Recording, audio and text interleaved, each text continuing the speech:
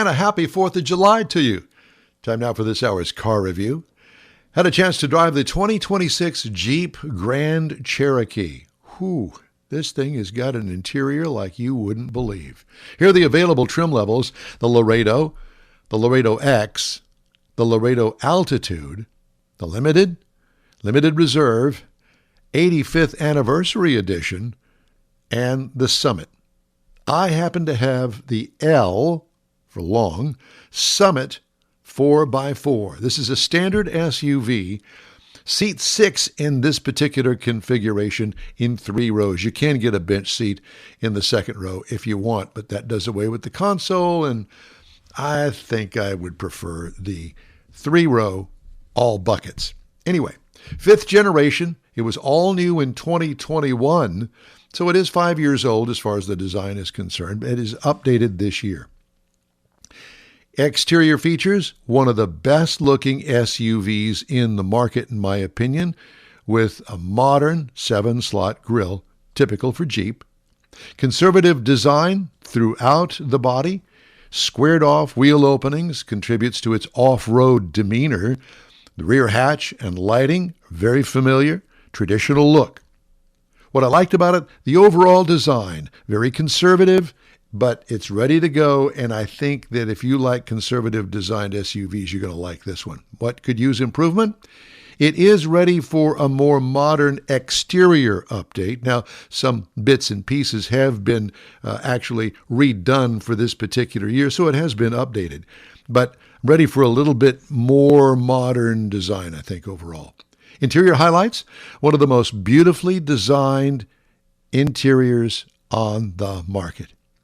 Infotainment screen is not so intuitive as the outgoing model. Overall, seating is roomy and comfortable on the inside. Available second-row screens will entertain the passengers like your 13-year-olds that you're toting around. Cargo, well, it's third row up, still allows for some storage back there. Not a lot, but the third row down, and you got tons of room. What I liked about it, pretty much everything on that interior. Quality materials, fit and finish, design elements, it's all there. What could use improvement? New operation system for the infotainment is not as intuitive as the old one. I like the old one a little bit better. You'll get used to it. It took me a while, and it's just a little bit different and more modernized.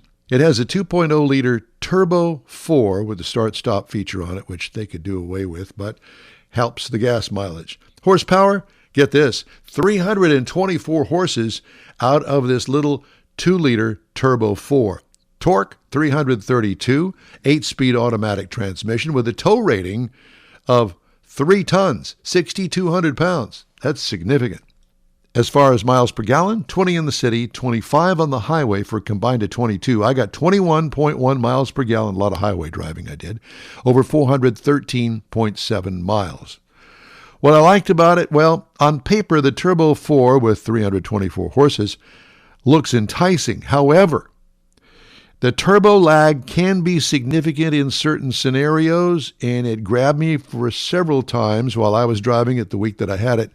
And if you're not an aggressive driver, maybe you're good with it, but I think it's something for Jeep to look into. Ride and handling, the air ride suspension is a definite must-have. Makes it smooth as glass as far as ride and handling is concerned. It is an option on lower levels. On this top-of-the-line model, it is all there included in the price. What could use improvement? Nothing as far as ride and handling is concerned. Now, I didn't take it off-road. If that's what you're looking for, only the Land Rover can compete, in my opinion, and it's a lot more expensive. This is an off-road vehicle. Jeep knows how to do off-road, and maybe this is right up your alley. Okay, here comes the pricing. Base trim price, $62,195. Now remember, this is top of the line. Price is tested, $72,770. That's a lot. Base model price, however, you can get into one of these for $40,415. That's more like it. Now, the competitors include the Hyundai Palisade. It's at $39,435. That's where it starts. Also, the Toyota Grand Highlander starts at $41,860, all very competitive there. And then the Honda Passport jumps up to $44,950 as the starting price. So there are your three, but there are more, obviously. But those are the three that I picked for you to give you some comparison. And that's my review of the 2026 Jeep Grand Cherokee. Next week, I'll review the Land Rover Range Rover Hybrid, and I think that you're going to like that one as well. And that's this week's car review. I'm Don Armstrong. Thanks for joining us.